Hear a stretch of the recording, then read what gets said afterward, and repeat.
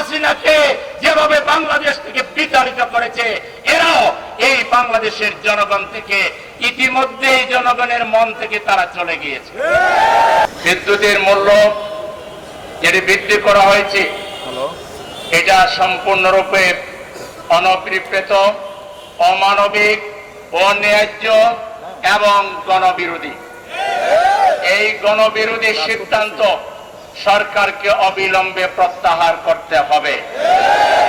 সরকার মাত্র 3 মাসও হয় নাই, প্রত্যেকটা সেক্টরে দুর্নীতি, অব্যবস্থাপনা, অপচয় এবং লুটতরাজের মাধ্যমে বাংলাদেশকে অর্থনৈতিক দিক থেকে, রাজনৈতিক দিক থেকে, আইন শৃঙ্খলার দিক থেকে এমন একটা দিক নাই যে দিকে সরকারের কোনো সফলতা আছে, একটা দিকও তারা দেখাতে পারবে না। সংগ্রামী দেশবাসী, আমরা আজকে বিদ্যুতের মূল্য বৃদ্ধির প্রতিবাদে এই প্রোগ্রাম আয়োজন করেছি।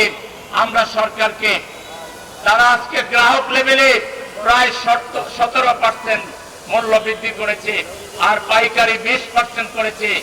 এই অন্যায্য মূল্য বৃদ্ধি অবিলম্বে প্রত্যাহার করতে হবে, নতুবা এদেশের জনগণ তাদের নিজের অধিকার প্রতিষ্ঠা করার জন্য অতীতে ফ্যাসিবাদের বিরুদ্ধে জনগণ দল, মত, জাতি, ধর্ম, বর্ণ নির্বিশেষে ঐক্যবদ্ধ হয়ে হাসিনাকে যেভাবে বাংলাদেশ থেকে বিতাড়িত করেছে, এরাও এই বাংলাদেশের জনগণ থেকে ইতিমধ্যেই জনগণের মন থেকে তারা চলে গিয়েছে।